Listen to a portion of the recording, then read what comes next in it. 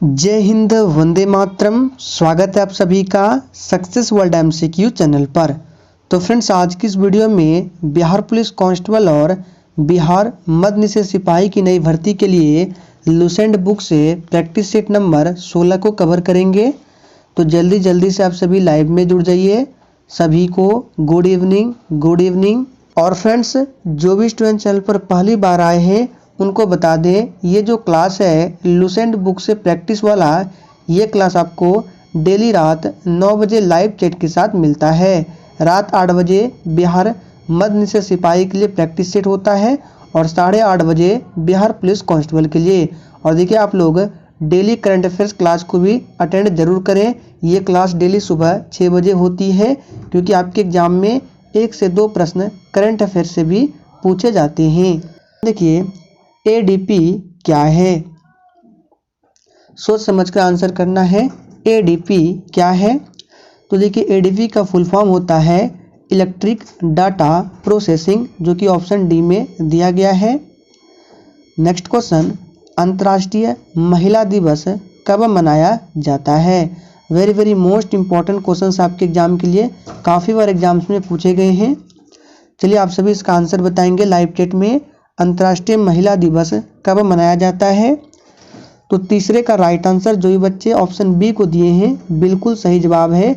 8 मार्च को प्रत्येक वर्ष अंतर्राष्ट्रीय महिला दिवस मनाया जाता है। 22 मई को ध्यान रखना है, पूछा गया है विश्व जैव विविधता, ठीक है, विश्व जैव विविधता, ठीक है, विश्व जैव विविधता दिवस 22 मई को। 11 मई को क्या होता है? 11 मई को राष्ट्रीय प्रौद्योगिकी दिवस 11 मई को।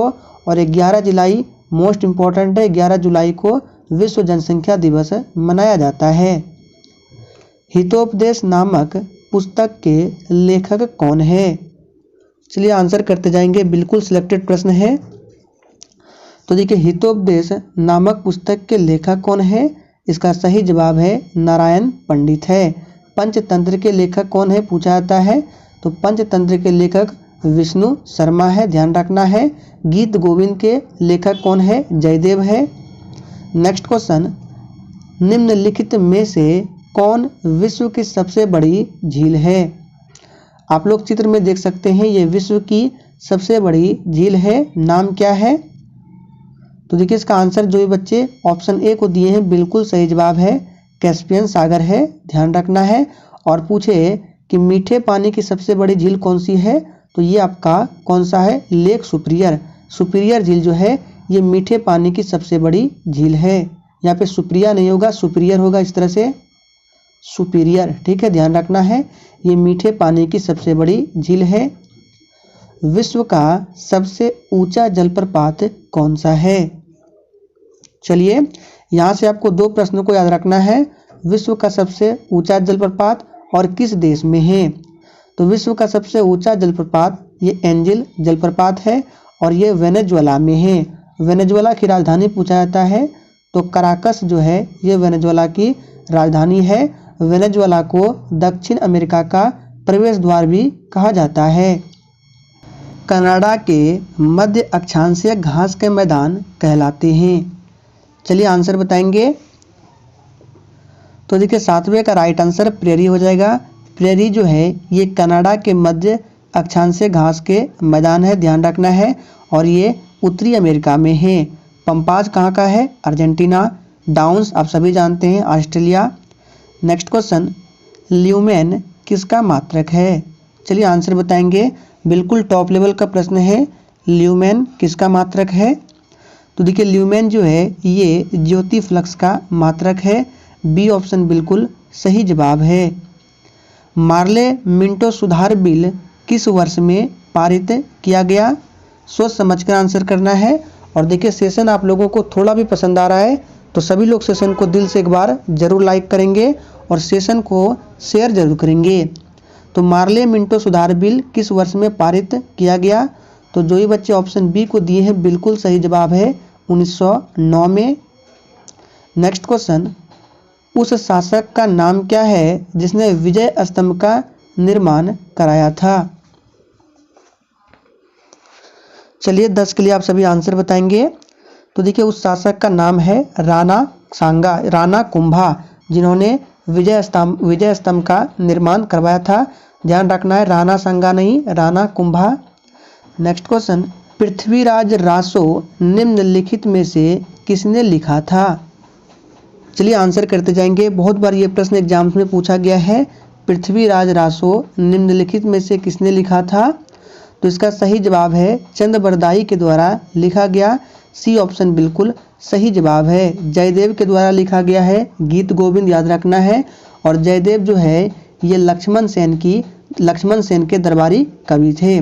बाणभट्ट, इन्होंने हर्षचरित की रचना की है और ये हर्षवर्धन के दरबारी कवि थे, ध्यान रखना है। नेक्स्ट क्वेश्चन, ताशकंद शहर स्थित है। चलिए आंसर बताएंगे, ताशकंद शहर कहाँ स्थित है? तो देखिए ताशकंद जो है ये उज्बेकिस्तान की राजधानी है।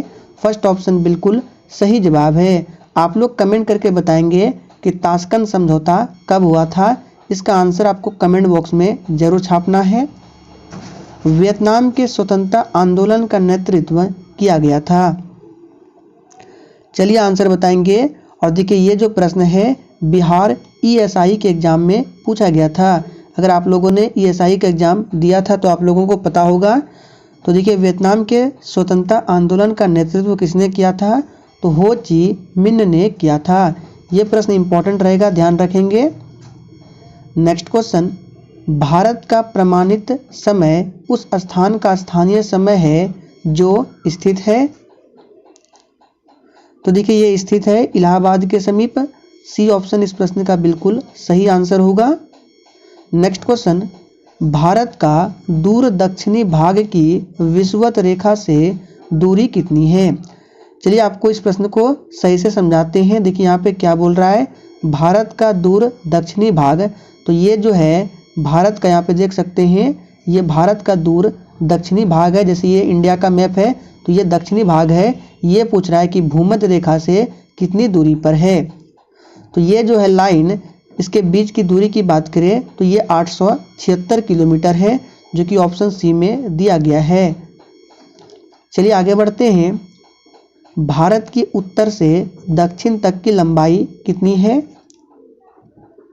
तो चलिए हमने प्रैक्टिस सेट में कवर किया था इस प्रश्न को कि भारत की अगर पूछे उत्तर से दक्षिण तक की लंबाई तो ये 3214 है और 2933 ये पूरब से पश्चिम है।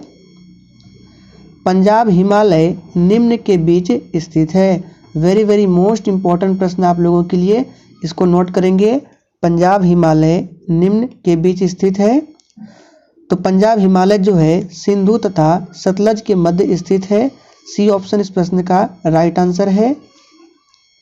निम्न में से कौन सी पर्वत चोटी संसार की दूसरी सर्वोच्च पर्वत चोटी है? चलिए आप सभी आंसर बताएंगे, कौन सी पर्वत चोटी संसार की दूसरी सर्वोच्च पर्वत चोटी है?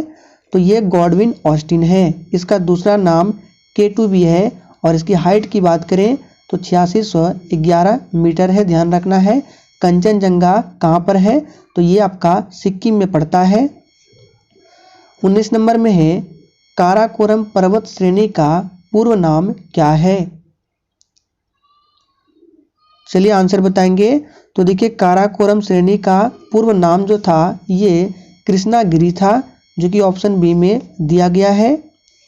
नेक्स्ट क्वेश्चन, एक ही प्रकार के परमाणु, यहाँ पे परमाणु होगा परमाणु नहीं, एक ही प्रकार के परमाणु निम्न में से किसमें मिलता है? चलिए आप सभी आंसर बताएंगे और देखिए प्रत्येक स्टूडेंट को आंसर करना है और जिसने अभी तक लाइक नहीं किया है सभी लोग सेशन को लाइक करें। तो एक ही प्रकार के परमाणु किसमें मिलता है? इसका सही जवाब है प्राकृतिक तत्वों में। नेक्स्ट क्वेश्चन देखिए, जो कि आपके एग्जाम के लिए मोस्ट इंपॉर्टेंट है। 2 या 2 से अधिक शुद्ध पदार्थों को किसी भी अनुपात में मिला देने से क्या बनता है? देखिए यहाँ पे क्या बोल रहा है, किसी भी अनुपात में। अगर 2 या 2 से अधिक शुद्ध पदार्थ को किसी भी अनुपात में मिलाएंगे तो ये मिश्रण बनेगा। लेकिन अगर निश्चित अनुपात पूछे कि 2 या 2 से अधिक शुद्ध पदार्थों को निश्चित अनुपात में मिलाने से क्या बनेगा, तो ये यौगिक बनेगा। दोनों पॉइंट को आप लोग नोट करेंगे। जीव विज्ञान शब्द का प्रयोग सबसे पहले किसने किया? चलिए आंसर करेंगे। तो देखिए जीव विज्ञान शब्द का प्रयोग अगर आप लोगों ने ऑप्शन ए को दिया है तो बिल्कुल गलत जवाब है। जीव विज्ञान शब्द का प्रयोग सबसे पहले अरस्तु ने नहीं, सबसे पहले लैमार्क तथा ट्रेविरेनस ने किया था। तो डी ऑप्शन सही जवाब होगा, ना कि ए। ध्यान रखेंगे। दिल्ली नगर की स्थापना की थी।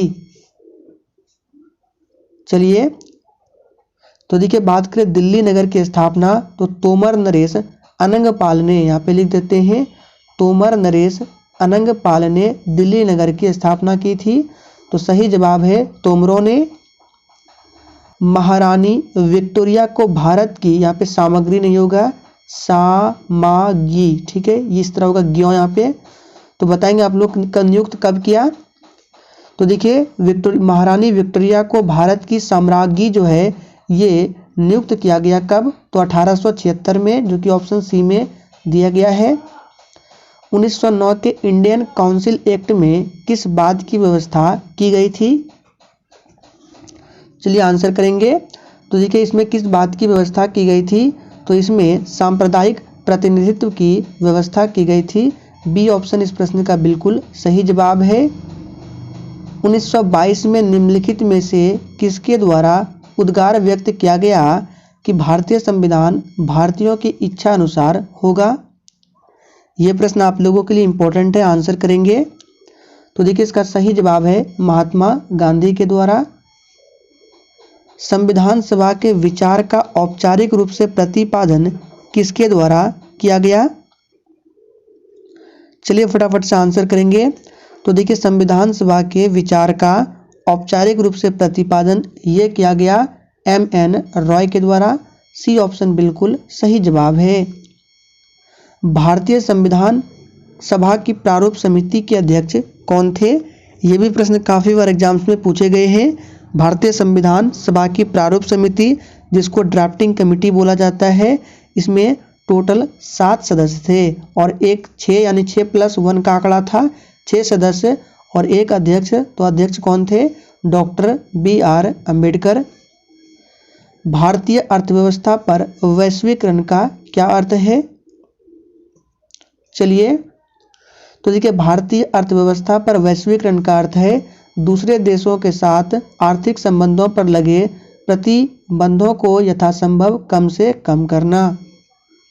भारत में अधिकतर बेरोजगारी है। देखिए ये प्रश्न बिहार पुलिस के एग्जाम में एक बार पूछा गया था, इंपॉर्टेंट है, ध्यान रखेंगे।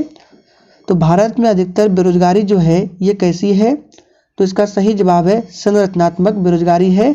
इस पॉइंट को आप लोग नोट करेंगे, ये प्रश्न आप लोगों के लिए मोस्ट इंपॉर्टेंट रहेगा। तो फ्रेंड्स आज के सेशन में हम लोगों ने 30 प्रश्न को ही कवर किया। इसी के साथ आज का प्रैक्टिस सेट यहीं पर समाप्त होता है।